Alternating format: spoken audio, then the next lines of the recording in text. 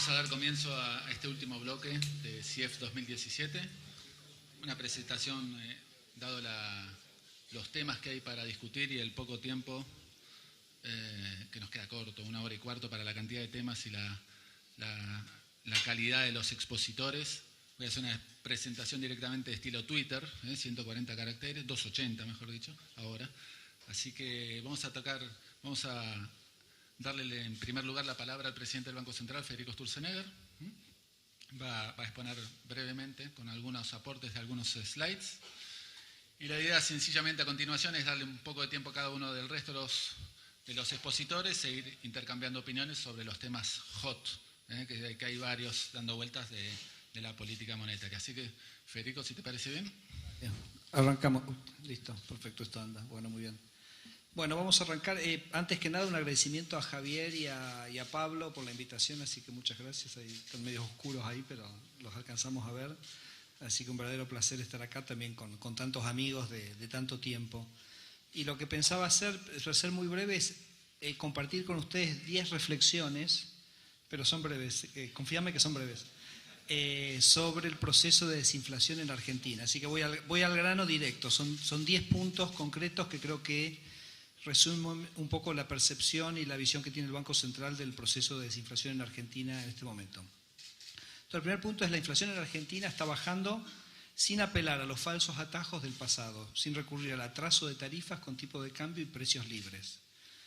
El proceso de desinflación está muy consolidado.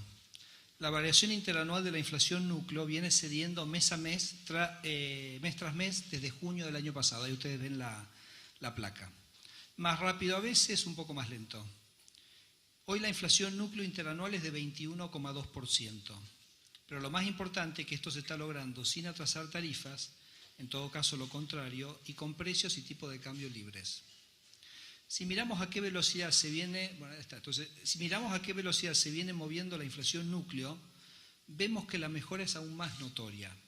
El promedio móvil de la inflación núcleo de los últimos 3 meses avanza a una tasa anualizada del 18,4%. Es el número más bajo desde que contamos con datos de núcleo de la CABA para hacer la comparación, esto es desde septiembre de 2012, y es muy inferior a los que se vivieron durante el gobierno anterior. Los datos de diciembre, al menos a hoy, confirman esta tendencia. Fiel acaba de publicar el aumento de la canasta básica alimentaria de los últimos 12 meses en 17,9, corregidme Daniel si está mal. Dada la importancia de esta canasta para las familias más vulnerables, es una gran alegría haber logrado una desinflación tan pronunciada en esos bienes. Segundo punto, las expectativas de inflación para el año que viene son las más bajas desde 2009. Las expectativas de inflación están sólidamente ancladas. Es cierto que no se ubican dentro de nuestras metas de 10 más menos 2 para el año que viene y 5 más menos 1,5 para 2019. Pero en los últimos 14 meses, con todas sus idas y vueltas, mientras la inflación bajaba del 40% al 22%, las expectativas de inflación para 2018 se movieron solo 2,5%, de los cuales casi un punto está explicado, según puede desprenderse del propio relevamiento de expectativas, por aumentos mayores a los esperados hace un año atrás en tarifas, ya que el proceso de corrección de tarifas terminará en 2018, cuando antes se pensaba que se extendería a 2019. O sea que se movió 2,5, de los cuales uno es el adelantamiento, por eso decimos que las expectativas de inflación están realmente muy, muy ancladas. A su vez, las expectativas de inflación para el año que viene son las más bajas de 2008-2009 y las del año subsiguiente orillan un dígito. Esto representa un capital muy valioso en términos de estabilidad que se ha acumulado en los últimos 2 años. 3. Los 3 primeros son los más largos. 3. Formidable expansión del crédito en Argentina. El anclaje de expectativas, la baja en la inflación, el uso de pases como instrumento monetario que ha dado estabilidad al costo del dinero, sumado a las reformas micro en el sector financiero y la implementación de la UVA, que copia el modelo chileno de la UEF, han generado una impresionante expansión del crédito en Argentina. Así, el nivel de tasas de interés de corto plazo, que justamente lograron este anclaje de expectativas y la reducción de la inflación, ha sido, paradojalmente para muchos, esencial para el crecimiento del crédito que estamos viendo. Noviembre cerró con créditos hipotecarios creciendo al 91% interanual, préstamos prendarios creciendo al 70% interanual, préstamos personales creciendo al 59% interanual y préstamos corporativos creciendo al 51% interanual. Punto 4. La desinflación acompaña al crecimiento. Este aumento del crédito, a su vez, ha acompañado un sólido crecimiento de la economía, que lleva ya 6 trimestres en alza y a un ritmo del 4% anualizado hace más de un año. Como dijimos muchas veces, la desinflación se lleva muy bien con la reactivación. Y esto es algo que se ha visto tanto en la experiencia de otros países como ahora en la propia de Argentina. 5. La política monetaria logró esta desinflación. Todo este proceso se ha producido gracias a una política monetaria que durante 2017 fue aumentando su sesgo restrictivo. Ver entonces que la inflación núcleo quebró los valores que había sostenido por un año es una enorme satisfacción para el BCRA, aunque por supuesto siempre está presente la ansiedad por lograr resultados más rápidos. 6. Desinflación sin atrasar el tipo de cambio. El tipo de cambio se ha movido durante este periodo con total flexibilidad. El resultado ha sido una desinflación pronunciada sin que ésta se vea acompañada de apreciación del tipo de cambio real multilateral. Acá ustedes ven el tipo de cambio real del último año, que por supuesto ven que fluctúa, pero no pareciera tener una tendencia muy definida en un sentido u otro. De hecho, durante el último año ha fluctuado en torno a un valor muy estable. La flotación cambiaria garantiza la absorción de shocks externos y resguarda el balance macroeconómico. Es para nosotros un pilar central de nuestro programa económico y gran artífice de que la economía vaya por su quinto trimestre de crecimiento al 1% desestacionalizado sin verse afectado por vaivenes de afuera. 7. La flotación cambiaria es una defensa contra los flujos de capitales de corto plazo. El tipo de cambio flotante ha sido un poderoso antídoto contra los flujos de capitales de corto plazo. Mucho se ha hablado y se habla de este tema. Cada vez que el tipo de cambio se aprecia, se habla del tema de las LEVAC. Pero cuando el tipo de cambio se deprecia y resulta que las LEVAC no resultan tan buen negocio como parecía, el tema desaparece del debate público por un tiempo, hasta el nuevo ciclo, hasta que se aprecia de nuevo. Pero esto que es cíclico en los medios no lo es en los mercados. Los que arriesgan su dinero saben que el tipo de cambio puede barrer con la ganancia de meses en días. Y esto los mantiene a raya. Fíjense los siguientes números. Tomando 2016 y 2017 hasta noviembre, a través de la cuenta corriente y la cuenta capital de la economía argentina, ingresaron 310.000 millones de dólares. Es decir, lo que ingresa por exportaciones, por colocación de deuda, bueno, las cosas que hace Javier, etc. Mientras que la entrada neta de capitales para inversiones de portafolio fue de 11.000 millones. Como ven, una cifra que no tiene la magnitud relativa que se le suele asignar. Pero lo interesante también es que estos flujos se mueven de manera contraria a los movimientos del tipo de cambio, dándole una sorprendente estabilidad al tipo de cambio real multilateral. 8. Coordinación con la política fiscal. La coordinación con la política fiscal ha sido una cuestión abordada y planificada desde el principio de nuestra gestión. Es más, diría desde el 2015, porque esto que voy a contar ahora básicamente se planificó por allá por junio del 2015 cuando estábamos en la campaña electoral. Las metas de inflación fueron establecidas en forma consistente con las transferencias que se preveía que el Banco Central debería efectuar al Tesoro mientras llevaba adelante la convergencia fiscal gradual. De esa forma, la asistencia monetaria al fisco se corresponde con los aumentos esperados en la demanda nominal de dinero y por ende no existe la necesidad de esterilizarlos. Por la otra parte, el gobierno elegiría a su tiempo una trayectoria para el déficit fiscal. La parte de ese déficit que no se financiara con transferencias del BCRA implicaba para el gobierno la necesidad de recurrir a otras fuentes de financiamiento. Este esquema se implementó exactamente según lo planeado y de ahí se desprende el hecho de que las LEVAC, sin contrapartida en aumento de reservas, se mantuvieron constantes en relación al PBI. Creo que hay un gráfico al respecto. Ahí tienen el gráfico, abajo son las LEVAC como porcentaje del PBI, están totalmente constantes, las que no tienen respaldo de reservas. Punto 9, y eso básicamente lo que quiere decir es que la meta de inflación fue totalmente acorde a las transferencias y esa es la coordinación que debe existir entre la política monetaria y la política fiscal. 9. El aumento del EVAX se explica por el aumento de las reservas. Como contracara, el crecimiento de stock del EVAC, lo ven en el gráfico, se explica integralmente, cuando lo miro como porcentaje del PBI, por supuesto, por otro motivo, la compra esterilizada de reservas, que ya supera los 30.000 millones de dólares, y por la cual venimos viendo un Banco Central batiendo sucesivamente récords de reservas. El crecimiento en la hoja de balance con reservas en el activo y LEVAC en el pasivo es una trayectoria previsible y repetida en países que se estabilizan monetariamente. Lo vivió México, Brasil, Sudáfrica, etcétera, Perú.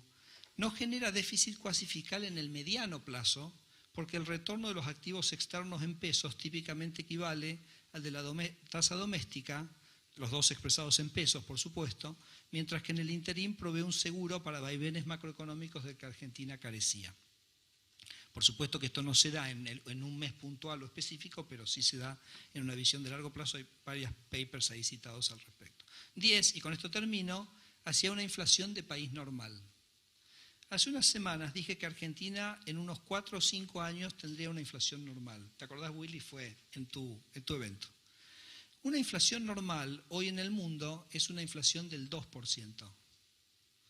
Tantas frustraciones hemos acumulado con el tema inflación, tantas alquimias hemos experimentado a lo largo de los años, que muchos interpretaron esa frase como una claudicación en la lucha contra la inflación, pensando que esto demoraba nuestro objetivo de llegar a una inflación de un dígito.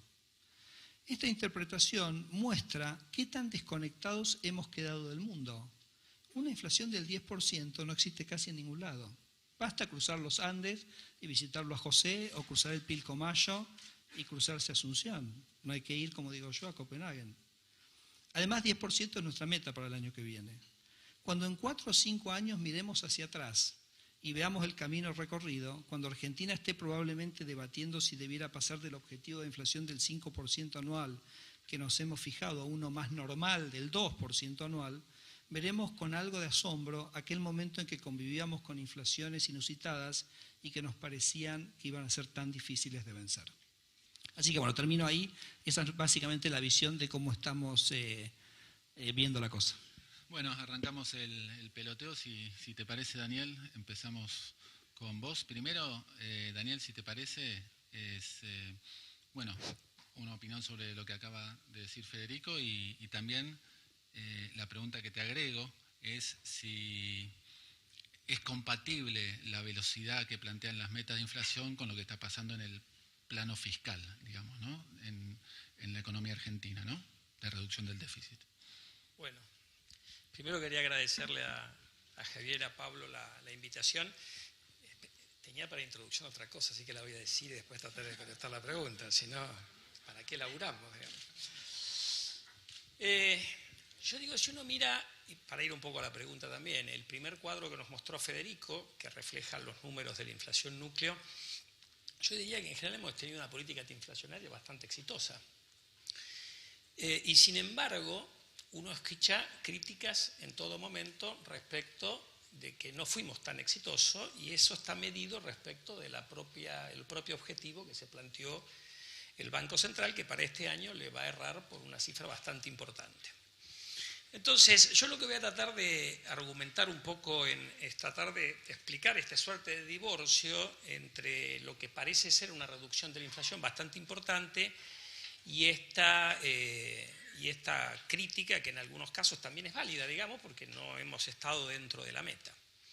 Y yo creo, en realidad voy a adelantar mi conclusión, yo creo que cuando se fijaron las metas de inflación, independientemente de como nos acaba de ilustrar Federico, haya sido hecho tratando de ser consistente con el programa fiscal, me parece que se fijaron metas muy ambiciosas, primero porque las condiciones iniciales no eran, en el caso argentino, las mejores para que funcionara adecuadamente el inflation targeting. Esto hay bastante literatura al respecto, hay unos papers de Guillermo, hay papers en una conferencia que se hizo en el Banco Central de Noruega en el año 2008, hay varios análisis que ha hecho en su momento el fondo, es decir, es un tema que está en el debate. Si uno mira cuándo es más difícil hacer inflation target, tratando de resumir un poco toda esta literatura tan vasta, bueno, cuando uno tiene algún riesgo de dominancia fiscal o de tener problemas en el sistema financiero, cuando uno tiene bajo crédito respecto del PBI, cuando uno tiene alta dolarización, cuando uno tiene vulnerabilidad a sudden stops, cuando uno tiene ajustes de precios relativos importantes y cuando uno parte de un nivel de inflación relativamente alto. En general, cuando uno mira toda esta lista, Argentina no calificaba bien en la mayoría de los indicadores y de hecho, al cabo del primer año agregó otro problema, que es que volvimos a meter indexación de contratos a raíz de la negociación salarial de la provincia de Buenos Aires de finales del año pasado, ¿no es cierto?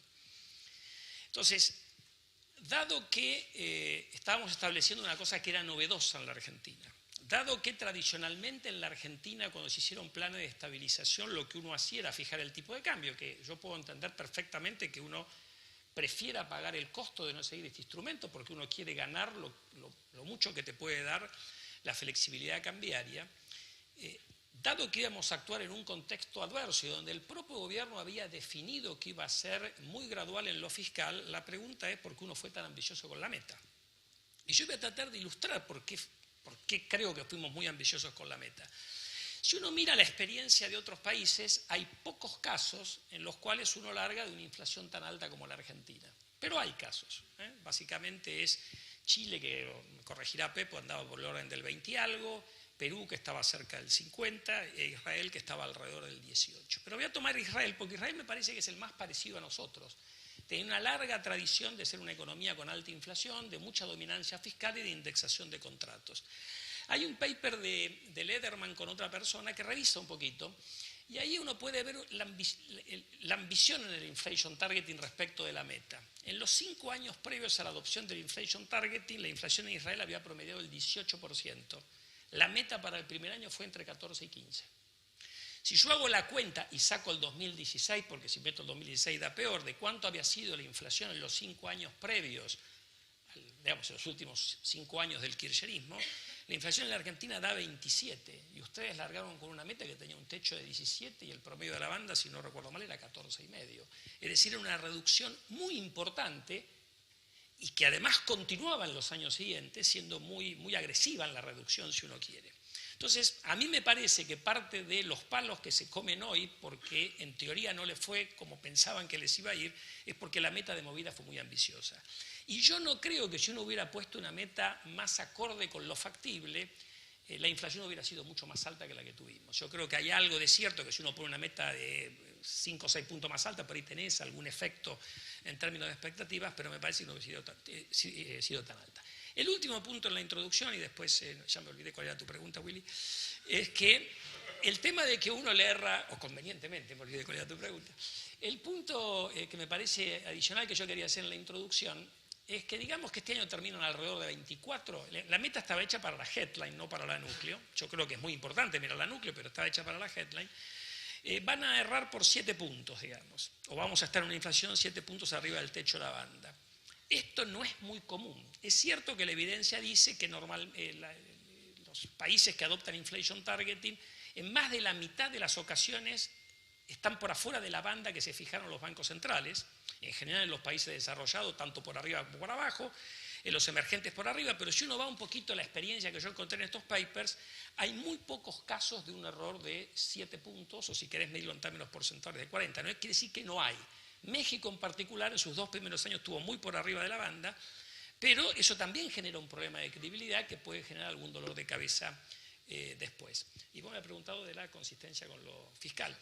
Bueno, yo he dicho varias veces que a mí me parece, pero yo lo veo por otro lado, digamos, si uno quiere ser muy gradual en lo fiscal y es muy ambicioso en lo monetario y además flota el tipo de cambio y además se endeuda el déficit fiscal afuera, la consecuencia de eso es que uno se come un atraso cambiario, que si yo miro el gráfico que presentaste, Federico, me parece que ilustra bien, se apreció 15% y la montañita que te da la sensación de que fluctúa en el gráfico es por un evento no económico, porque coincide cuando Cristina lideraba las encuestas en la provincia de Buenos Aires.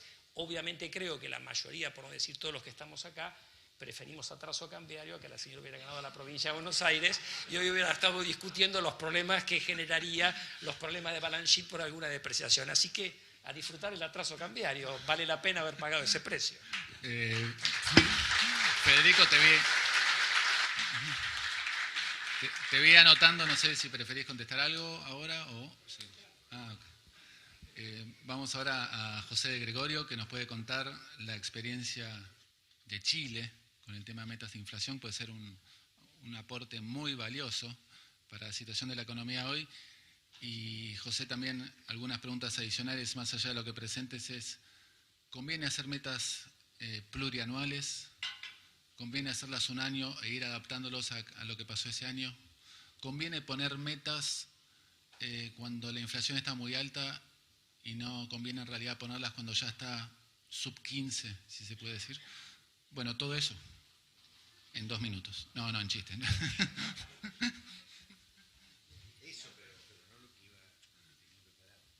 No, bueno, esto no lo cuentes, pero primero uno siempre tiene que agradecer a Banco Ciudad, a la Universidad de Itela, por haberme invitado. Un gusto además estar aquí con buenos amigos, buenos economistas, en un país que además está enfrentando muchos desafíos. Y primero porque Argentina tiene que bajar la tasa de inflación. Eso es como una cosa ya que... Esto no es cosa de que sigamos con la historia de América Latina, donde estábamos en 2 dígitos y nos sentíamos como cómodos. Por 2 razones. La primera, sin tener que argumentar mucho, un país que no puede tener una inflación baja, que es como una cosa obvia que tiene el 90% de los países del mundo, es como un país que institucionalmente es débil. O sea, es como una señal de incompetencia, de no poder ser capaz de tener una inflación relativamente baja. Pero obviamente un desafío complicado porque vive en un país que venía con inflación alta. Y la segunda es por más allá de todos los beneficios que tiene la inflación baja, también permite tener una política monetaria que pueda actuar contracíclicamente. La política monetaria es por esencia el instrumento de estabilización de una economía abierta y pequeña. Sus mecanismos de transmisión son la tasa de interés, el tipo de cambio. Y cuando la economía está débil, uno puede relajar la política monetaria y eso va a ayudar a la recuperación. Para eso es básico tener una política monetaria creíble, ¿no es cierto?, con algún tipo de inflación baja y estable. Por eso yo diría lo primero esto. Y aquí quiero hacer 2 comentarios relacionados a lo que tú me decías. Primero, sobre los problemas que ha generado en Argentina o los cuestionamientos que podemos tener a raíz de que la inflación ha estado por sobre la meta y cómo se diseñan metas. Esta no es una meta normal. ¿Cómo se diseñan metas en un esquema en el que uno quiere converger a la inflación baja? Esta no es una meta estable y voy a aclarar eso. Y segundo, algunos de los desafíos. Voy a hacer esos 2 comentarios. Primero, respecto a la meta. Y esto es una gran discusión. En Chile, cuando ustedes van a Chile y van a preguntar y van a decir, Chile empezó con la meta de inflación en el año 90. Porque en esa época, en septiembre de cada año, el Banco Central decía cuánto era la meta para diciembre del siguiente. A mi juicio, eso no era meta de inflación, eso era una proyección consistente con todo lo macro. Esto se heredó de los programas del Fondo Monetario. Si los programas del Fondo Monetario traían toda la especificación de los agregados monetarios con su conexión fiscal y lo cerraban con una inflación. Y después eso se convirtió, cuando el Banco Central se hace autónomo el año 90, en los reportes que se hacían anualmente al Congreso, se mencionaba cuánto era lo que se proyectaba que era la inflación para el próximo año, y esa inflación era considerada como la meta, y después se dijo, cuando aparecen las metas de inflación y se hacen populares, nosotros lo sabíamos, pero es una mezcla entre proyección y meta. ¿Y cómo fue en el caso chileno? Efectivamente, como decía Daniel, esto es muy lento, esto es muy complicado poder reducirlo, y sobre todo los países exitosos que han podido consolidar inflación baja. En Chile partió con inflación cerca de 30% el año 90. Inflación de un dígito se esperaba llegar a un dígito tipo año 95, 5 años después. Se llegó el año 94, y en ese momento se bajó la meta porque se proyectaba algo y la inflación terminaba siendo menos. Parte importante de esto fue porque la economía creció muchísimo. Por un conjunto de razones la economía estaba obviamente creciendo muy bajo, viene una transición a la democracia, mejores perspectivas económicas, viene un gran boom económico con mucha inversión, con mucho crecimiento de oferta, que obviamente genera y permite que haya esa baja de inflación a pesar del mayor crecimiento.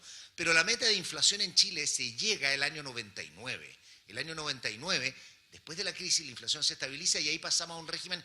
¿Cuál es un régimen de inflación de metas de inflación estándar en el mundo? Yo tengo una meta, pongo un rango, da lo mismo, pero tengo un número al que quiero apuntarle. Y cada vez que me desvíe de ese número se aceptan desviaciones, uno nunca está en la meta. Cada vez que me desvío yo establezco un periodo de tiempo en el cual me quiero volver a la meta, porque es costoso llegar a la meta todos los días. El Banco Central obviamente podría haber cumplido la meta aquí, pero tendría que haber causado una recesión. O sea, si hubiera causado una recesión. Entonces, esa es la parte que es compleja en el diseño de estos mecanismos de convergencia en Argentina, donde uno, primero, no tiene buenos datos para poder reconstruir la historia. No sabemos cuánto era la inflación antes en Argentina. Después, uno no conoce la estructura de la economía y sobre todo los rezagos. Todo esto ocurre porque hay rezago y a esto hay que sumarle que en Argentina tenían un atraso en tarifas públicas muy significativo. Por lo tanto, hay un ajuste de precio relativo, que no es inflación, ajuste de precios relativos que obviamente se refleja en las cifras de inflación y que lo hace bastante complicado. Por lo tanto, ¿qué es lo importante, yo creo, en esto? ¿Cuándo uno va a llegar? ¿Cómo no va a llegar? Lo más importante es que la inflación está cayendo y es lo que debería ocurrir y esto debería ser acompañado por consolidación fiscal y con efectivamente no tener, como digo yo, no tener razones para tener inflación. Ese debería ser el objetivo y eso es lo que uno está viendo que está ocurriendo. De la inflación está cayendo, la velocidad probablemente cuando se proyectó inicialmente no se sabía exactamente, pero me parecería que a los niveles actuales podría ser prematuro empezar a discutir cuánto más o menos cambiamos la meta. Yo creo que lo más importante es entender qué es lo que nos está causando desviaciones de la proyección. Y aquí viene el segundo punto respecto a los desafíos para hacer un par de comentarios menores y poder seguir después. Primero, yo creo que antes de empezar, si uno mira la situación argentina, dice, la inflación cayendo, lento, pero cayendo de manera sistemática, la economía creciendo, después de haber estado bastante mal, una economía creciendo, el crédito recuperándose, de manera que y no hay desbalance serio. Podemos discutir algo que pasa con el tipo de cambio, pero tenemos además un tipo de cambio flotante que se debiera ser capaz de hacer cargo de evitar atrasos o desbalances que puedan causar crisis cambiaria como estábamos acostumbrados anteriormente. O sea, primero tenemos que partir de una situación en la cual los resultados han sido bastante positivos. ¿Qué hacer exactamente con la política monetaria? Obviamente la política monetaria es la responsable de la consolidación de la menor inflación. No podemos pensar, y empieza a pasar muchas veces en nuestros países que a veces tenemos problemas tan grandes que decimos, no, el crecimiento, la inflación son cosas que vienen de afuera. Aquí en Argentina no me extrañaría que dijera, no, el problema de la inflación es un problema de tarifas públicas, es un problema de precios relativos. La inflación en largo plazo la va a determinar la política monetaria y eso también va a determinar la estabilidad del producto. Por lo tanto, es bien importante cómo siga la política monetaria. ¿Qué es lo que yo pensaría si uno quiere hacer modernizaciones o hacer cosas respecto a la política monetaria y fortalecer su credibilidad, más allá de discutir cuál es el número o no? Yo creo que es la transmisión y la comunicación de la política monetaria, cómo uno va a llegar a inflaciones bajas, el periodo en el que va a llegar a inflaciones bajas y qué es lo consistente de política monetaria que va a acompañar a eso. Y eso es lo que hace la mayoría de los bancos centrales del mundo. Yo quiero decir que esto no es anormal lo que pasa en Argentina. En Brasil es un país que también ha estado muy desviado y recién hoy día, después de haber implementado hace más de 10 años también su meta de inflación, está hoy día recién llegando a metas de inflación relativamente estables. Colombia se demoró mucho, o sea, todos los países se demoran bastante en converger, es un camino largo, muchas veces tedioso, donde además la gente empieza a decir, pero vamos a llegar o no vamos a llegar, pero yo creo que es sostenible y es la única manera de llegar a una estabilidad de precios perdurable. Estamos muy acostumbrados como lo hacíamos antes. Uno fijaba el tipo de cambio y en 6 meses estaba con la inflación en un dígito, pero no duraba y era la receta para el colapso. Por lo tanto, yo creo que hay que perseverar en esto y puede ser más largo de repente de lo que esperamos, pero creo que es el camino correcto. Bárbaro. Bueno, turno ahora de Gustavo Cañonero, es doctorado en el MIT de Economía. Como todos. Perdón. Yo no. Perdón. También, acá hay 3 del MIT, ¿verdad? Yo no, UCLA. 3-1. 3-1. ¿Qué va a hacer? Y tiene el activo también, Gustavo Cañonero, de haber estado muchos años en el Deutsche Bank. O sea, tiene un conocimiento de los mercados que es perfecto, ¿no? Casi diría en detalle perfecto, porque estuvo muchos años y siguiendo el tema de los mercados, tanto en Estados Unidos, viviendo en Estados Unidos, como acá en Buenos Aires. Ahora lo nacionalizamos y está trabajando en una empresa argentina, SBS. Así que, Gustavo, bueno, te aprovechamos ese activo, digamos, que tenés. ¿Cómo estás viendo vos, desde que tenés ese olfato del mercado tan preciso y el conocimiento académico también, lo que está pasando con la política monetaria? Bueno, demasiado, pero voy a tratar. Antes, obviamente, el agradecimiento típico y muy sincero a Pablo y a Javier por la invitación, más que nada por participar en un panel de amigos. Mirá que te conseguí casa en el Haití. Es verdad. Eso viene después. Si no nos peleamos hoy. Bueno, la idea es comenzar con una con una observación sesgada a la crítica, más bien para fomentar una discusión constructiva, pero reconociendo que, en parte por todo lo que se dijo, lo que ha logrado el Banco Central en estos últimos años es algo admirable, con un desafío técnico mayúsculo. Estamos viendo una primera idea de sentido normal de lo que una sociedad necesita de la inflación. Ya que estemos hablando de estos temas, ¿no?, tan finitos, cuando hace 2 o 3 años hablábamos de si la oferta monetaria generaba inflación o no, o el cepo, todo eso, ¿no? Exactamente. Con lo que eso valga esa aclaración, porque sin duda no hay que subestimar la tarea del Banco Central, que ha sido fabulosa. Pero yo voy a ir a un punto que de alguna manera trata de complementar o de cerrar, difícil ser creativo al final, lo que dijo Daniel o Pepo, que de alguna manera insinúa que por ahí las condiciones iniciales no estaban dadas para comenzar con el inflation targeting, y en particular con metas tan ambiciosas, ¿no? Está el paper de Fraga, Goldfein y Minella, que es una especie de mea culpa de cómo se hace inflation targeting, o qué tan difícil es hacer inflation targeting en países emergentes, donde ellos de alguna manera terminan disculpándose por qué cambian el target, y después vamos al tema más tarde si querés. Y de alguna manera ellos lo que dicen hablan del sentido de credibilidad imperfecta en estos países, donde la Argentina tiene absolutamente todos los puntos para maximizar esa credibilidad imperfecta. La argentinidad, definida por volatilidad de equilibrios nominales, por inercia, por debilidad institucional, por subdesarrollo del mercado de capitales, está ahí. El shock de precios relativos, que es un poco el mix de política, está ahí también. El riesgo de dominancia fiscal, de alguna manera, está ahí por el gradualismo fiscal.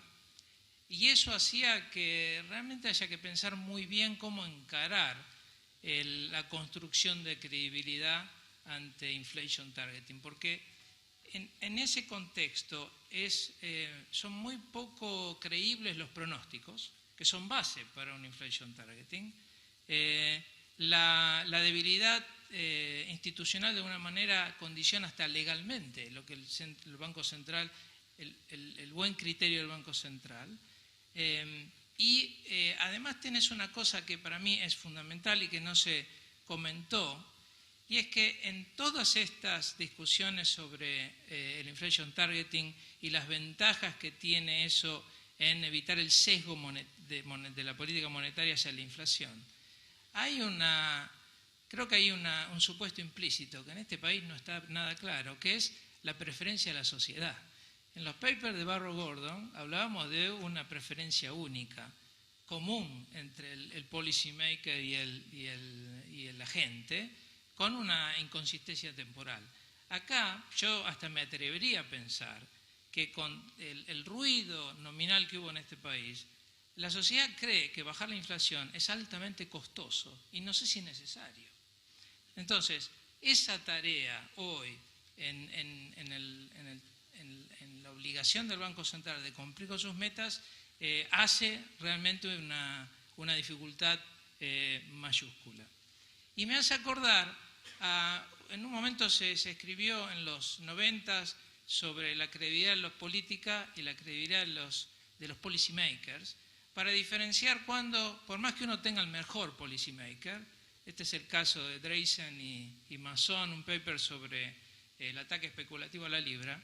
Ellos decían, independientemente si tenemos al Bundesbank, el tema es que la sociedad eventualmente empieza a ver las políticas tan costosas que no las hace creíbles, independientemente de quién es el que aplica, que directamente las hace pensar casi en un capricho.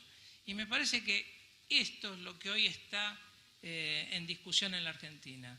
No hay una valoración plena de lo que está haciendo el Banco Central, porque probablemente el Banco Central esté más avanzado en lo que tiene que lograr que lo que la misma sociedad pretende. Entonces, eso es algo que tenemos que tener muy en cuenta, no tanto para discutir ahora el pace de cómo nos acercamos a las metas, sino más bien para tener en cuenta cuánto estamos ganando de instrumento y de robustez cuando nos enfrentemos ante shocks, que es cuando realmente se va a testear para qué sirve o si sirve este nuevo armamento que estamos llamando inflation targeting. Entonces, si querés con eso paro y después, en base a esa caracterización, me parece que es más fácil discutir si se cambian las metas, si no se cambian las metas, si la política tiene que ser gradual o no. Perfecto. Bueno, Federico. Sí, muchas cosas y muy interesantes. Quizás mi primera reflexión es, claro, podemos especular mucho sobre cómo hacer, pero por ejemplo, si nosotros a fin del año 2016 hubiéramos dicho, mira, el año que viene vamos a bajar la inflación 13 puntos y la economía va a crecer 4, hubiera sido una buena evaluación o no de lo que iba a ocurrir en Argentina. Eso fue lo que va a ocurrir en el año 2017, más o menos, ¿no? Entonces, cuando digo 4, digo es la tasa a la cual está creciendo trimestralmente durante el año, después obviamente está el promedio, etcétera. El promedio contra el promedio puede ser un poquito diferente. Digo porque si no después me sacan en el diario que dije eso, ¿okay? Tengo que clarificar. Entonces digo, nosotros arrancamos en un momento que la inflación era 40% interanual y la expectativa de inflación para el año 2018 era 14%. O sea, 18 meses más adelante estábamos en 40 y tenía 14. Entonces es muy fácil después decir, bueno, si hubieras hecho una cosa no hubiera cambiado, etcétera. Pero la realidad es esa. Y la realidad es que la inflación este año tuvo esta baja muy, muy grande en un contexto de crecimiento económico. Entonces digo, el tema de los contrafácticos, seamos un poquito cuidadosos, porque es muy fácil plantearlos en escritorio, pero la realidad es que generan un nivel de anclaje que obviamente tiene que ver con la trayectoria que ocurrió. Tipo de cambio real, bueno, el tipo de cambio real, hablamos de atraso cambiario, etcétera. A ver, el tipo de cambio real promedio del año 2017 está más o menos 20% depreciado respecto a antes de la salida del cepo. Entonces ese gráfico que le mostré con sus fluctuaciones está 20% depreciado, que es el real multilateral. Si tomáramos el real efectivo multilateral, es decir, tomando en cuenta que el gobierno bajó fuertemente los impuestos a las exportaciones, tenés que sumarle 7 puntos más. Tenemos un tipo de cambio real 27% depreciado, que más o menos se mantuvo. Podrá gustar más o se podrá explicar cada una de las fluctuaciones por qué ocurre. Obviamente ese gráfico no se veía ninguna tendencia particular. Y lo más relevante que tiene que ver con lo que decía Gustavo, que es el tema de los shocks y los amortiguadores que uno se va creando, es flexible. Entonces, si en algún momento hay un desequilibrio, el tipo de cambio inmediatamente lo va a reflejar, lo va a anticipar, por eso no va a haber cambios abruptos en el tipo de cambio. A mediados de año, cuando todavía se pensaba si nosotros usábamos el tipo de cambio como ancla, porque eso el año pasado Pepo se hablaba todo el tiempo, bueno, estaba en 15.50, de repente estaba en 17.50. Pero no, entonces no es eso, ¿ok? Y la verdad que eso relajó a mucha gente y creo que mucha gente se da cuenta hoy que el tipo de cambio tiene esa flexibilidad. Me parece que eso es estructuralmente muy, muy diferente. Pero dicho eso, está 27% el efectivo multilateral más depreciado. Entonces decimos, bueno, está atrasado, ok, bueno, hay que ver un poquito cómo lo justificamos a eso. Entiendo que los modelos de equilibrio de tipo de cambio real de largo plazo son difíciles, pero por eso voy a la flexibilidad como un elemento, me parece que antes no teníamos. Tercer punto, se hace un análisis histórico, es decir, en qué momento un país empezó con metas de inflación o no, cuáles eran las condiciones, etcétera. Pero en realidad lo que nosotros estamos hablando es de un compromiso, y a lo largo de la historia, eso en algún momento se llamó metas de inflación y quizás hace unos años no se llamaba metas de inflación. Pero el concepto de comprometer el Banco Central fuertemente a la baja de la inflación, es decir, este es mi objetivo, eso es mucho más viejo que las metas de inflación. Entonces el tema de los análisis históricos habría que tenerlos con un poquito de cuidado, me parece que son un poco rígidos. Es como de jure sí, pero de facto había foco en la inflación desde mucho antes y en muchos más casos. Yo no me canso de contar la historia. Cuando vino Carl Pflug el año pasado a las jornadas monetarias, después de 2 décadas de inflación entre 100 y 400% Israel, ellos bajaron rápidamente la inflación. Primero la bajaron a más o menos el rango de 25 con Michael Bruno y después rápidamente a un dígito. Y hoy tiene, como ustedes saben, tiene una meta de inflación del 2%, es una meta de inflación de país normal. Hace 3 años no la pueden cumplir porque están en 0. Y decía Carl Pflug, si hace 10 años me hubieras dicho que el problema en unos años de Israel era que no iba a poder subir la inflación, hubiera pensado que estaban todos locos, ¿no? Entonces, pensé que tenemos que verlo prospectivamente. Y 3 puntos que son más hacia adelante. Uno que me parece que no lo hemos incorporado al debate en Argentina, pero sí lo menciona Pepo, porque creo que ellos en Chile lo han vivido mucho más, que es si finalmente vamos a tener una política monetaria anticíclica. Es decir, una política monetaria anticíclica quiere decir que uno es contractivo o más contractivo en el boom y entonces puede ser relajar en... eso Argentina nunca lo tuvo, eso los tipos de cambio flotantes te dan exactamente lo contrario, por eso exacerban el ciclo, por eso los países con tipo de cambio fijo exacerban el ciclo, por eso los países con tipo de cambio fijo tienen mucha más volatilidad del producto. Bueno, yo creo que eso sí se está construyendo y es parte de lo que vos decías, Gustavo, que así como el tipo de cambio, esto también es una herramienta que me parece nueva, que Argentina mete a su macro y que me parece que va a ser muy importante. El otro tema que no se habló mucho, yo lo mencioné en mi introducción, que es el rol de la oferta. Yo digo, ¿cómo se explica que tenés una política monetaria restrictiva, subís la tasa de interés y explota el crédito? Explota en el buen sentido, o sea, crece, vieron los números. Y eso es porque hay un efecto de oferta muy importante, que se anclan las expectativas, se baja la volatilidad de las tasas de interés, se extienden los horizontes, entonces los bancos, en vez de decir me quedo con la liquidez, porque el call no sé si vale 15% o 40%, como ocurría antes, que en una semana el call podía valer 15 o 40, entonces me tengo que quedar líquido, al darle estabilidad uno tiene un shock de oferta muy potente, y ese shock de oferta es básicamente lo que explica por qué el proceso de desinflación se puede hacer con crecimiento, que es lo que dice José que ocurrió en Chile. 7% de promedio de crecimiento mientras desinflaban porque había shocks de productividad. Pero la propia baja de la inflación es en gran medida un shock de productividad. De hecho, recuerdo que con José tenemos un paper publicado en el Journal of Development Economics, no sé si te acordás, que es justamente sobre eso, que es cómo la baja de la inflación permite al sector financiero hacer un screening entre proyectos buenos y proyectos malos. Es simplemente un ejemplo de cómo la baja de inflación digamos, mejora la productividad. Y el último punto, y con esto cierro, que es la preferencia de la sociedad. Y esto sí, no lo tomo, no lo acepto, no me parece. La inflación es un impuesto, y un impuesto que le pega más a los que menos tienen. Entonces, anda a preguntarle a alguien en el conurbano si la desinflación es más rápida, ¿qué prefiere, si es más rápida o más despacio? Para nosotros el hecho que la canasta alimentaria que mide Fiel haya crecido solo 17,9, vamos a ver si terminamos el año poniéndolo dentro de la meta, dado lo que está pasando ahora con algunos productos alimenticios estacionales, carne, etcétera, podría llegar a ser. Entonces hay que ir ahí y preguntar la preferencia de la sociedad, porque políticamente es muy positivo para la sociedad la baja de la inflación y sobre todo para los sectores más vulnerables. Por eso después electoralmente es tan redituable también bajar la inflación. Pero quiero compartir con ustedes una encuesta que hizo Poliarquía hace unas semanas y entonces hacía una pregunta que decía, ¿el Banco Central tiene que mantener la línea dura y bajar rápido la inflación o tiene que aflojar y de alguna manera ir más gradualmente? Y le preguntaba si la sociedad, en la encuesta que hacía, si se estaba de acuerdo o se estaba de desacuerdo. Había mucha más gente que estaba de acuerdo que había que mantenerse duro y bajar rápido que los que decían más o menos 50-30 o una cosa así. Pero lo que era más interesante es quiénes decían que había que ponerse duro y quiénes decían que no había que ponerse duro.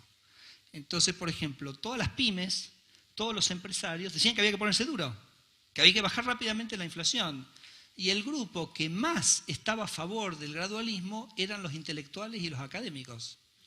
O sea, la diferencia entre las pymes, 50% a favor de que el central se concentre en bajar la inflación, 22% los intelectuales y los académicos, esto lo pueden verificar, es una encuesta de Poliarquía de hace unas semanas, solo 22% de los intelectuales y los académicos dicen que hay que ir gradual. Entonces digo, la inflación es una cosa muy real, que afecta a la vida de la gente de manera muy directa, afecta a los que menos tienen. Nosotros es una de las pocas cosas en la economía que te da equidad y crecimiento al mismo tiempo, porque te da productividad y te mejora la distribución del ingreso. Me parece que no hay muchos argumentos para ir más despacio. Gracias, Federico. Daniel, ¿querés agarrar con algo? ¿Alguna acotación? Tengo otras cosas anotadas. A ver, porque esto está medio complicado acá. Había cosas que me habían quedado, digamos. Una cosa ahora es Bueno, uno puede estar por arriba de la meta como vamos a estar este año. La pregunta es qué pasa el año que viene si la divergencia no se va cerrando, ¿no? Entonces ahí uno tiene que ir pensando en un plan B. Esa es una reflexión, porque uno no puede tener divergencias crecientes, me parece, porque la meta empieza a perder parte de su sentido, que es influir sobre las expectativas. Después hay otra discusión en la Argentina, que Willis circuló algunos temas, así que bueno, yo había preparado un poco algunas reflexiones sobre algunos de ellos.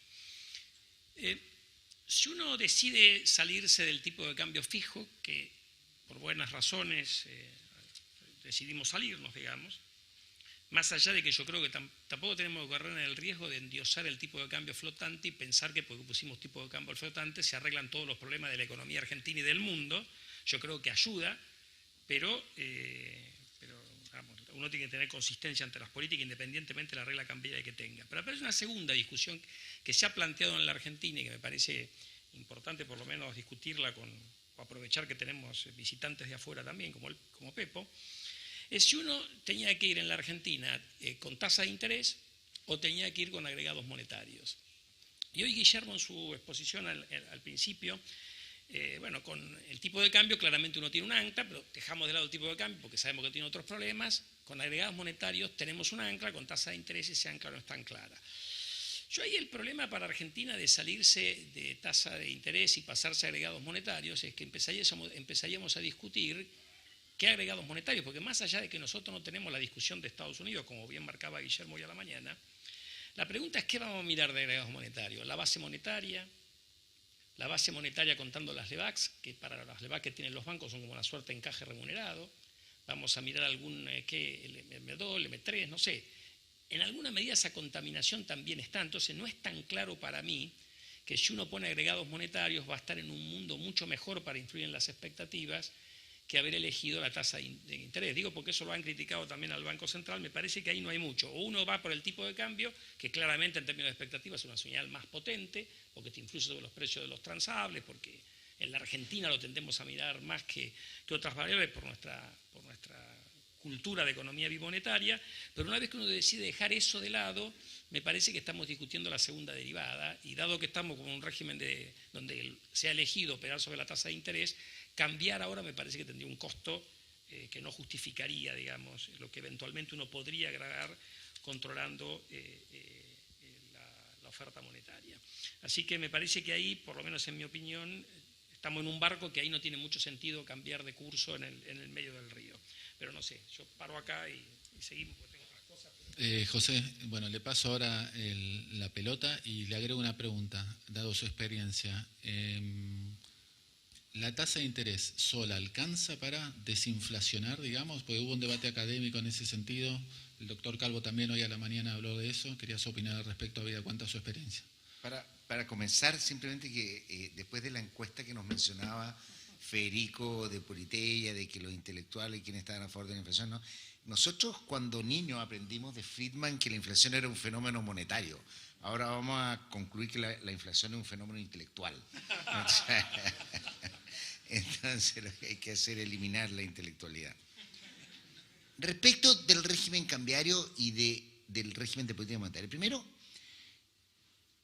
un esquema de metas de inflación donde uno trata de tener autonomía en la política monetaria, en economías relativamente abiertas, financieramente no puede pensar tratar de controlar el tipo de cambio, es inconsistente. Entonces, o uno quiere tener control sobre el monetario interno o el tipo de cambio, pero no puede tener los dos, es como tratar de fijar el precio y la cantidad de un bien. Entonces, esa es la virtud de la flotación, es que permite, primero, es consistente con un esquema de meta de inflación. En segundo lugar, permite, como decía Federico, absorber los shocks. Nuestras economías requieren de ajustes cambiarios. Requieren de ajustes cambiarios porque tenemos shock de términos de intercambio, tenemos mucho que necesita que está el profesor Edwards, famoso por su defensa del tipo de cambio, ¿no? como que absorbe los shocks, ¿no es cierto?, externos, y eso permite que la economía funcione mejor. Habiendo dicho eso, esto no significa tampoco una cosa religiosa por la flotación cambiaria. De hecho, cuando yo fui presidente del Banco Central, cuando estuve en el banco, intervenimos 3 veces masivamente. 2 veces intervenimos acumulando reservas, y en eso yo tengo una posición un poquito asimétrica. Yo digo, uno tiene que tener reservas. Para tener reservas, de vez en cuando hay que acumular. ¿Y cuándo hay que acumular? Cuando uno sienta que hay presión porque el tipo de cambio está un poquito fuerte, la moneda está un poco fuerte, y uno ahí trata de construir reserva y tener reserva. Tratar en la dirección contraria, tenemos también aquí a Calvo Reinhardt, famoso por, ¿no es cierto?, el fear of floating. Tratar de defender el tipo de cambio cuando se está depreciando, a mi juicio, es el camino a las distorsiones. Es el camino a tratar de empezar a fijarlo, el camino a terminar subiendo la tasa de interés y crear una recesión para evitar la depreciación del tipo de cambio. ¿Y por qué ocurre eso? Porque le tenemos miedo a los efectos inflacionarios que puede tener y le tenemos miedo a los efectos financieros. Los efectos financieros se arreglan con regulación financiera y eso no habría problema. Yo siempre cito el caso, durante la crisis financiera, las monedas en América Latina, en México, Colombia, Chile y Brasil, se depreciaron 60% en un periodo de 2 trimestres. Según distintas fechas exactas, pero 60%. Estamos hablando, si el peso chileno estaba en 400, subió casi 250 pesos. O sea, eso es lo que estamos hablando de la depreciación. No pasó nada con el sistema financiero en ninguna economía, porque uno puede defender el sistema financiero. Desde el punto de vista inflacionario, es impresionante cómo, primero, se han ido con la flotación cambiaria y los regímenes creíbles se han ido reduciendo los coeficientes de traspaso de tipo de cambio a precio. Hoy día son 10%, 20%. Y son muy rápidos y se absorben en el horizonte de tiempo de la política monetaria. Me explico. En Chile, Brasil y Colombia, caso de México es distinto, no hemos visto depreciaciones muy rápidas. La inflación sube, pero en un periodo ya menos de 2 años está todo, se ha absorbido ese cambio en términos de precio. De manera que también hay que evitar esta cosa de excesivo temor. Y aquí viene al punto de cómo manejamos la política monetaria. Obviamente hay una discusión, no quiero contradecir al profesor Calvo porque él está el 95% de las veces correcto. Y el 5% también, pero es que yo no lo entendí. Es culpa mía. Entonces no. Pero ¿qué hay que hacer con él? La verdad es que esta es una discusión bastante antigua. Una discusión y que el resumen es que tiene que ver mucho con la estabilidad de la demanda por dinero y la capacidad que tenemos nosotros a través de seguir los agregados monetarios. Y como decía Daniel, ¿y qué agregado monetario? Que ahí empieza la primera discusión y cuáles son los shocks que tiene la demanda de dinero que nos permite estabilizar, ¿no es cierto?, el sistema financiero para así también tener un impacto estable sobre la economía real. Yo recuerdo una discusión, esto para no entrar en teoría ni el problema de pool y todas estas cosas, en el año 2005-2006 en Chile los agregados monetarios crecían a 25%. Y obviamente nos faltaban los que decían que había que subir la tasa, ¿no es cierto? Y que o que había que apretar porque esto iba a causar inflación, y Friedman, no sabían esta nueva cosa intelectual, y una locura. Y nosotros lo que vimos era simplemente que dependiendo de la demanda por dinero que uno estimaba, podía explicar todo ese aumento como un aumento de demanda de dinero, porque las tasas de interés habían bajado mucho, la inflación estaba baja y no hubo ninguna explosión inflacionaria. Después hubo problemas inflacionarios debido a cambio de precios de alimentos, pero en general yo creo que lo normal, y esto es un problema factual en el mundo entero, los países normales con sistema financiero profundo se usa la tasa de interés. Y otra cosa que es importante, que hay que empezar a avanzar, yo creo, es también los bancos centrales tienen que comunicar no solo la tasa de interés actual, sino de alguna u otra forma las perspectivas de tasa de interés futura. Porque esa es la mejor forma también de que la política monetaria tenga efectos sobre toda la curva. Y eso aumenta bastante su efectividad. Lo hacen los bancos centrales cuando hay metas de inflación con estos periodos largos. La inflación en 2 años va a llegar a esto y requiere este tipo de política monetaria. Obviamente la situación de Argentina es distinta como para pensar que eso es exactamente implementable, pero hay que avanzar en dar más señales del curso de la política monetaria, no solo lo que vamos a hacer ahora. Empiezo respondiendo mínimamente, porque tampoco quise quedar diciéndole al Banco Central de la Argentina que es el único que le importa la inflación, ni mucho menos. Lo que quise decir fue que en el contexto argentino es bastante lógico pensar que la sociedad no sepa lo que significa el costo de bajar la inflación. Entonces, una pregunta, ¿te gusta la inflación baja? Seguramente va a tener la respuesta que se tuvo. a la respuesta, a la pregunta adicional, ¿te gusta siempre y cuando el costo en términos de empleo sea tanto? Y eso es lo que yo creo que la sociedad hoy no termina de saber. No es una crítica, es más bien una caracterización de la realidad. Por eso mi sugerencia siempre ha sido, el Banco Central tiene que ir ganando no solo credibilidad como el defensor de la desinflación, sino también como credibilidad de que tiene el entendimiento y el control para que con precisión pueda anticipar qué pasa con la inflación. Y eso es lo que acá tal vez esté en mayor duda por el tema de que las metas ex ante y ex post lucen ambiciosas. Entonces, era un poco, no era una crítica, era más bien una caracterización. Con eso pasaría, creo que a un par de temas que vos mencionaste y que también son importantes de aclarar. El primero es sobre las metas, sobre si tenemos que, ante esto, ante tal vez un desvío de lo que hubiésemos querido, de lo que hubiésemos esperado, ¿es necesario hoy corregir? Bueno, lo que yo comentaba de Fraga y el resto de sus autores era, lamentablemente sí, el shock fue muy grande y con eso no tuvimos otro remedio que cambiar las metas. Para darles una idea, el shock era casi lo mismo que está sufriendo hoy el Banco Central Argentino con los cambios de precios de tarifas que tenemos hoy. El 25% de la inflación hoy en Argentina se explica por cambios directos de precio relativo. Era algo muy similar en Brasil y ellos tuvieron que cambiar. El costo en reputación fue altísimo.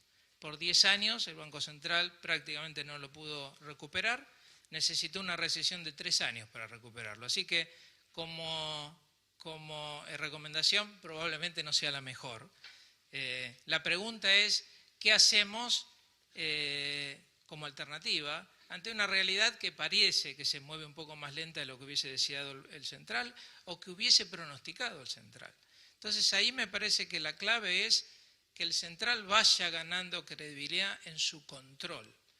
La última suba de tasas que tuvo 12 episodios casi seguidos, yo creo que cuando uno mira la reacción en el mercado, ve que perdieron un poco de efectividad en términos de lo que querían lograr, en términos del mensaje y eso tiene que ver con esta misma caracterización, que este es un mercado que está aprendiendo a lidiar con esto, y no solo eso, está aprendiendo a conocer cuáles son las habilidades del central. Hasta antes de la crisis global, todos decían en los mercados financieros, nunca nadie cuestiona al FED. Se supone que el FED es el que sabe, y cuando el FED anticipa algo, realmente guía. Bueno, lamentablemente todavía no estamos ahí, y no es culpa de Federico, no es culpa del grupo del Banco Central, es culpa de la historia argentina, y gracias a que tenemos a un equipo como este que puede acelerar ese proceso, pero que nosotros lo tendríamos que empujar con educación.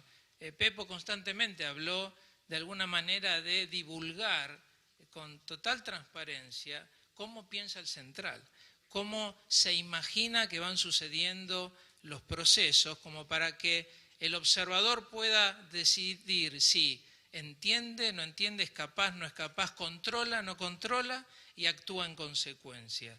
Y eso va a ser mucho más importante que la meta per se, por ahora. Eventualmente la meta va a ser importante, pero por ahora es más bien si en el proceso el central va consiguiendo lo que quiere. Y eso sí creo que es algo que todavía tenemos que ir construyendo en este país. Finalmente, vos habías circulado un par de puntos que a mí me parecen interesantes resaltar muy breve. El primero, bueno, el más importante me parece que es el tema sobre las LEVACs.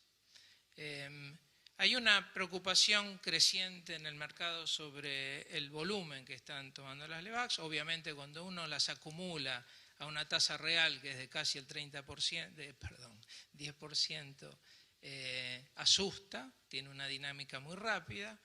Sin embargo, cuando uno mira las historias de desinflación, rara vez ve un problema con la acumulación de los pasivos del Banco Central. Rara vez. Pepo ha estado ahí, ha visto otras episodios puede corroborar o no, pero la impresión que a mí me da es que esto es un mal que hay que pagar por comprar estabilidad, es un mal que hay que pagar para construir instrumentos de conducción monetaria.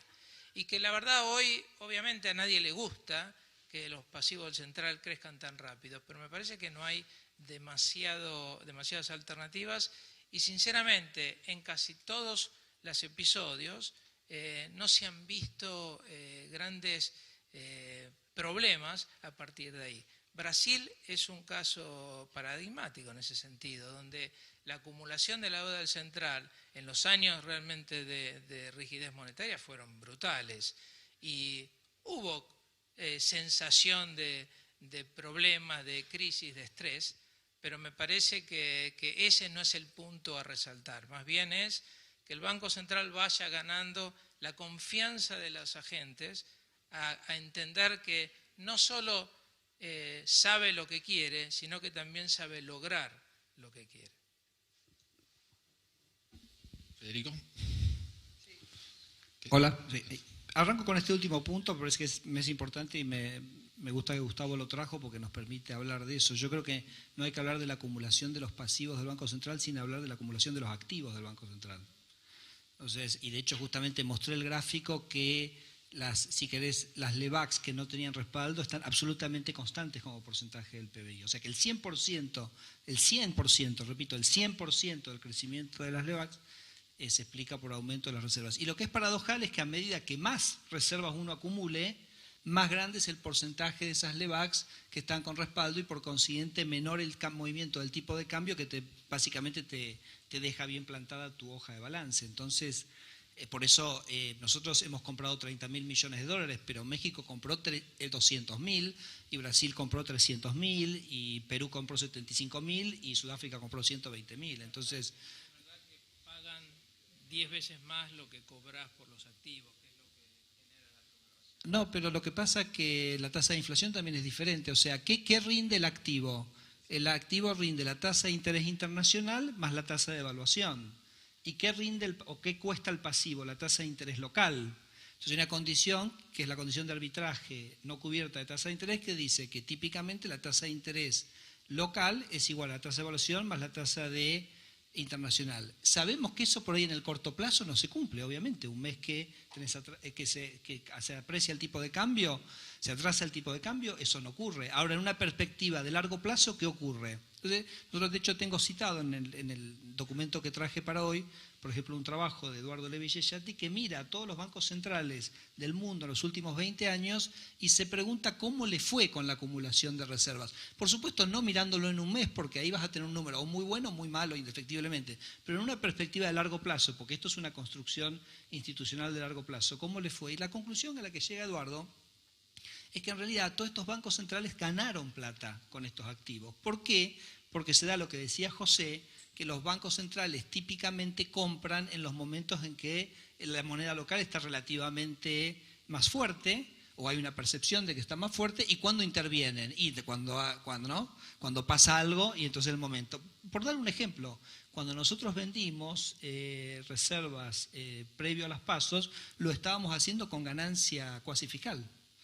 O sea, si tomamos el precio al cual habíamos comprado esos dólares y al precio que los vendimos y tomábamos en cuenta la tasa de interés que habíamos pagado para hacer el carry, lo hicimos con ganancia. Entonces, yo creo que realmente no hay un tema acá, creo que Gustavo lo dice, no lo ha habido, es un tema que lo hemos estudiado muchísimo, hemos mirado la experiencia internacional. No estoy diciendo de llegar al tema Uruguay. Uruguay llegó a ser 23 puntos del PIB con esto, después en un momento los dólares se fueron, se devolvieron los dólares, hubo una ganancia cuasi fiscal fenomenal y no pasó nada, 23 puntos del PIB, ¿no? Entonces, eso me parece que no es un tema. Respecto a la política monetaria, este año, que también se mencionaba, acá hay una cosa muy sencilla. Nosotros estuvimos 3 trimestres con la inflación núcleo en 1,7. 3 trimestres con la inflación núcleo en 1,7 y no la podíamos bajar. Entonces, más allá de lo que nos decían nuestros modelos y nuestras proyecciones, está claro que el nivel de restricción monetaria que tenés no baja. Tenía que ir a mi informe de política monetaria trimestre tras trimestre, y era unos 7, y era unos 7, y unos 7. Entonces el Comité de Política Monetaria dijo, bueno, necesitamos más restricción monetaria, y se ha quebrado la inflación núcleo. La inflación núcleo los últimos 3 meses es 1,40. Entonces hemos hecho un cambio realmente muy drástico y muy positivo. Me parece que eso es simplemente, no hay mucho más que explicar respecto de eso. Uno podrá decir, bueno, en el último tightening que hemos hecho 200, es mucho, es poco, pero la verdad que veníamos de una situación donde no lográbamos quebrar esos números, y ahora efectivamente eso lo hemos hecho, ¿no? Y respecto a la tasa de interés como instrumento, la verdad que nosotros en todo esto hemos tomado un enfoque muy, si se quiere, como muy humilde. O sea, no es que quisimos inventar un sistema monetario, miramos lo que les funcionó a ellos, lo que les funcionó a los brasileños, a los colombianos, a los neozelandeses, y ahí lo tomamos. Y la verdad que en la práctica, cuando uno mira, por ejemplo, cuando uno tiene el corredor de tasas, obviamente la demanda de dinero sube y baja, y uno entonces está permanentemente monetizando, sacando, etcétera. Y a veces digo, uy, si fuera agregados monetarios, Dios mío, o sea, ¿cómo hago para anticipar todo esto? Es absolutamente imposible, porque esto funciona a diario. Entonces, obviamente, uno tendría la tasa de interés saltando como loco, que era lo que ocurría hasta que pusimos este sistema, que si quieren un día pueden ver cualquier gráfico, el call pasaba de 15 a 40 en un día. Y a su vez eso era un shock tremendo negativo para el crecimiento del propio sistema financiero. Entonces, digamos, la verdad que uno ve mucho eso. En términos de forward guidance, nosotros lo hacemos un poquito con la curva nuestra de futuros de Levac, porque uno de ahí básicamente infiere una curva, entonces eso actúa de alguna manera un poquito con forward guidance, pero me parece muy interesante, quizás ellos haya que hacerlo más explícitamente, ¿no? José, ¿me habías pedido agregar algo? Un detalle respecto de Brasil. Brasil tuvo muchos problemas de credibilidad, pero Brasil tuvo un problema que es más grave y que ha tenido una distorsión muy grande en su política monetaria. El Banco Central fija una tasa de 10%, que en un país normal es la menor tasa que rige en el mercado, por una tasa diaria a 10%, pero los bancos de desarrollo prestaban a 6%. Por lo tanto, toda la política monetaria de facto la estaban haciendo los bancos de inversión, cosa que está cambiando obviamente y les debería ayudar a tener una política monetaria más normal, además que han bajado bastante la tasa.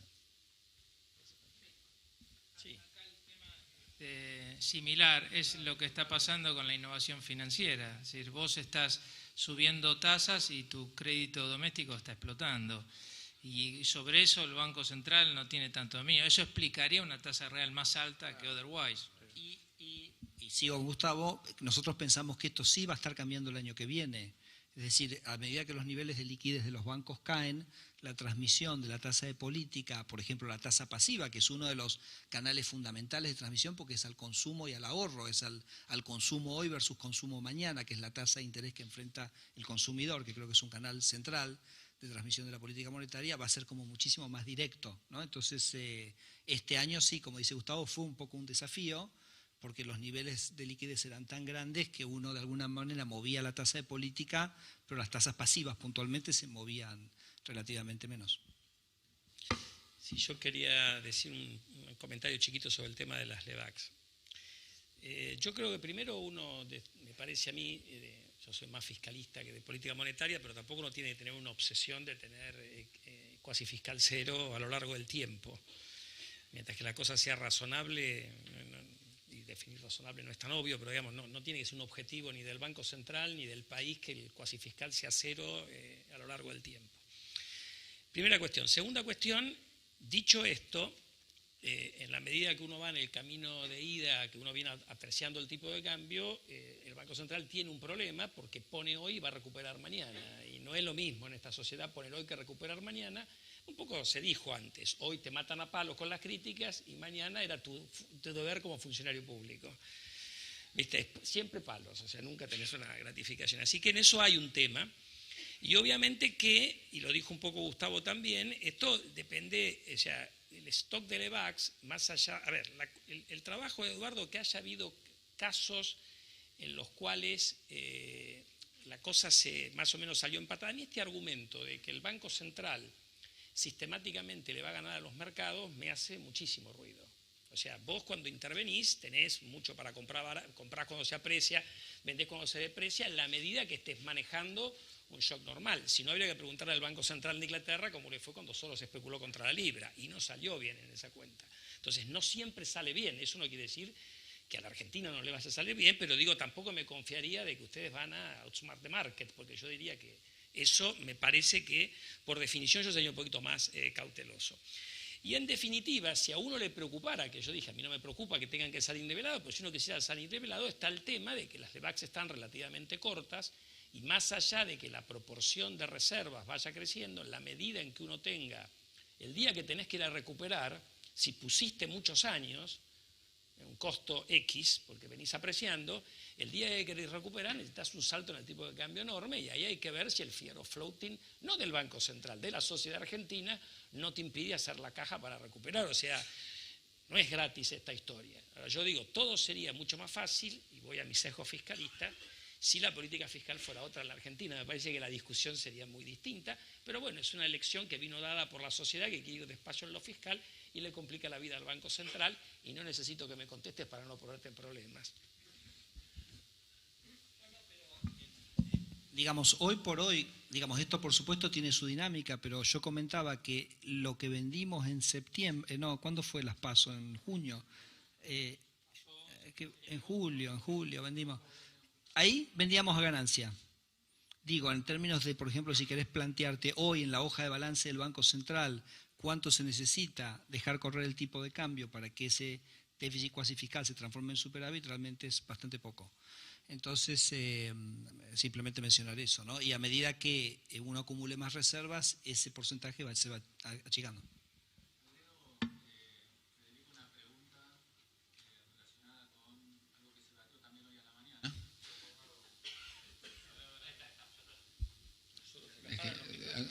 El MIT acapara el micrófono, ¿viste?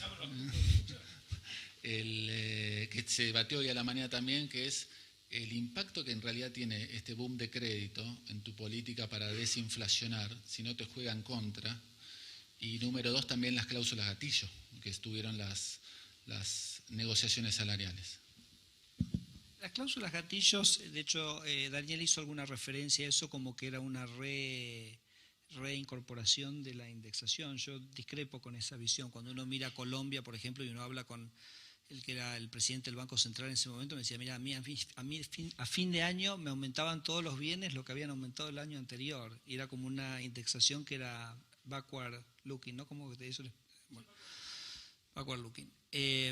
Esto es totalmente diferente porque, y creo que de hecho fue uno de los grandes éxitos de las metas de inflación en el año 2017, que viniendo de una economía que terminaba con una inflación del 36,6, como terminó, y de hecho algunas negociaciones incluso antes que la tasa de inflación era más alta, hubo bastante foco y bastante centralidad en la meta de la inflación, aunque no del Banco Central, aunque no exactamente en las negociaciones salariales. Y la verdad que la cláusula gatillo también ayuda en ese sentido, porque uno plantea, dice, mira, con la cláusula gatillo coordinamos las expectativas en un valor, no es la intención bajarle el salario real a nadie, la economía está creciendo, en realidad si la economía crece hay más para todo el mundo, no hay ninguna necesidad, al contrario, en una economía que crece los salarios reales debieran crecer, pero usemos la negociación salarial para coordinar. Y la cláusula gatillo le da una tranquilidad al otro llado trabajador para saber que el salario real está protegido. Entonces yo creo que en ese sentido han sido muy éxitos y van a ser muy útiles nuevamente, así como lo fueron en el año 2017, lo van a hacer para el año 2018. El boom de crédito, claro, es una combinación de cosas. La verdad que a nosotros nos ha sorprendido. Nosotros, José, incorporamos el sistema de la UEF chilena. Hubo bastante escepticismo en un primer momento y la verdad que ha superado absolutamente. Nosotros habíamos hecho una experiencia en el Banco Ciudad con Juan Coruchet, con un capital semilla que nos había dado Mauricio Macri del gobierno de la ciudad y sabíamos que la cosa iba a funcionar porque después de 40 años sin acceso al mercado hipotecario, de repente tener una cuota de un préstamo que se asimila o es parecida a la de un alquiler era una oferta comercialmente bastante imbatible. Entonces el crecimiento ahí ha sido, para que nos demos una idea de lo que está ocurriendo, el stock de créditos hipotecarios cuando era 100.000 y se estaban dando 10.000 por mes. 100.000 millones de pesos era el stock, empezamos con 50 al año, pero en un momento se estaban dando 10.000 millones sobre un stock de 100.000. Entonces, eso obviamente ha sido un elemento, pero medio me refería a eso en su impacto monetario antes, que básicamente este stock de liquidez que los bancos habían acumulado durante muchísimo tiempo, básicamente se fue, y eso de alguna manera creo que no se repite en el año 2018, ¿no? Pero la verdad que lo que está pasando, acá me piso un poco con el panel anterior, lo que está pasando en el sector financiero argentino realmente es muy emocionante, porque obviamente la baja de la inflación, que las entidades que están en las expectativas del mercado, que la tienen los bancos, los obliga necesariamente a salir a prestar. Porque hoy un banco argentino tiene un costo por crédito que es 3 veces el chileno, el de un banco chileno, 1/3. Y su tamaño es 1/3. Entonces, la única manera de absorber esa estructura de costos es triplicando su volumen una vez que el gap de tasas de interés nominal más altos se vaya reduciendo. Y la verdad que uno ve que el sector financiero está respondiendo, porque en parte por eso es el lanzamiento al crédito y en parte por eso es también la capitalización. Prácticamente todos los bancos argentinos han aumentado su capital porque saben que lo necesitan para el crecimiento del crédito. Así que creo que vamos a tener, como decía Lucas antes, un mercado muy, muy excitante, muy interesante de crédito en Argentina en 2018. Nosotros lo tenemos estimado que llega a fin de año creciendo en 2 dígitos. Por supuesto, él dijo, nunca digas nunca, pero la verdad que el crecimiento de este año ha sido muy, muy impactante. Pero creo que tenemos muchísimos años de crecimiento del sector financiero en Argentina, sólido, sano. Y un último punto, el sector financiero grande es lo único que permite que la sociedad tenga igualdad de oportunidades. Porque, claro, cuando nosotros pusimos la educación pública en este país, lo que igualamos fue el acceso al capital humano. Pero claro, si no hay sector financiero, no hay igualdad de oportunidades en el acceso al capital físico. Entonces es una sociedad que queda trunca en su deseo de generar una sociedad, en cierto sentido, con libertad verdaderamente plena. Entonces la agenda del desarrollo del sector financiero es la agenda de la igualdad de oportunidades. Así que eso a nosotros creo que ha sido muy exitoso lo que ha ocurrido en Argentina en 2017. Creo que está muy bien encaminado y muy bien lanzado. Nos ha generado este desafío quizás bueno para la política monetaria, pero creo que no va a ser tal en esa dimensión el año que viene. Bueno, si les parece, cerramos con una pequeña pregunta a José Gregorio. ¿Puede ser? Consejo para lo que se viene estos próximos años de la Argentina, habida cuenta de vuelta su experiencia del Banco Central chileno. ¿Qué haría que no se está haciendo? Consejo, darle a Federico muy difícil, porque el principal consejo de Argentina es seguir sus consejos y de nuestros amigos que están aquí. Pero lo que pasa es que, pero si uno va, Argentina es un país especial. O sea, cuando uno piensa en Argentina, uno lo admira. Tuvimos a Bielsa, que cambió Chile, te voy a reconocer, cambió Chile. San Paoli es discutible, pero Bielsa cambió Chile. Lo admiramos mucho, como juegan. Tratamos en algún momento de ser como ustedes también. A veces no. Pero hay una cosa como institucional más profunda en Argentina. Yo creo, por ejemplo, que uno tiene que ser mucho más fuerte, y aquí no estoy exactamente claro cómo la ley, no sé cómo la han cambiado de antes, pero en fortalecer la independencia del Banco Central, en fortalecerse institucionalmente.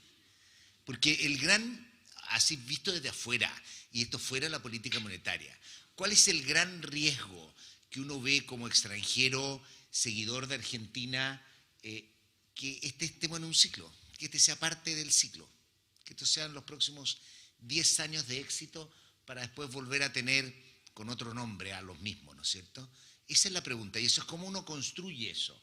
Y eso uno tiene que ir haciendo construir más allá de primero el éxito económico. O sea, es fundamental el éxito económico para que el argentino sienta que este sistema le trae, y que las reforme las cosas que se hagan les trae bienestar.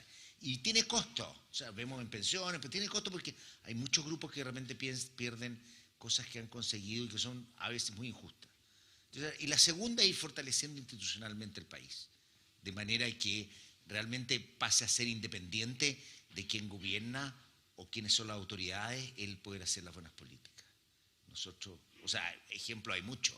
Yo siempre digo, miren al país del norte, quien gobierna, y así todo sigue avanzando a pesar de eso. ¿Ok? Eso es un país institucionalmente fuerte. Eso es lo que debería pasar. Eso pasa en Chile también, yo creo, en cierta medida, más allá del nerviosismo que existe en mi país de las elecciones este domingo. No nos estamos jugando el negro y el blanco. A pesar de que eso me confunde, porque me gusta un equipo de blanco y negro en Chile de fútbol, pero no estamos jugando eso. Entonces, y yo creo que eso es lo que los países tienen que construir, donde va a haber debate, va a haber problemas, y eso es lo que uno esperaría que en este gran momento de Argentina continúe y se consolide. ¿Sí? Y agradecemos a todos ustedes por haber venido aquí y le pedimos un aplauso a todos los asistentes.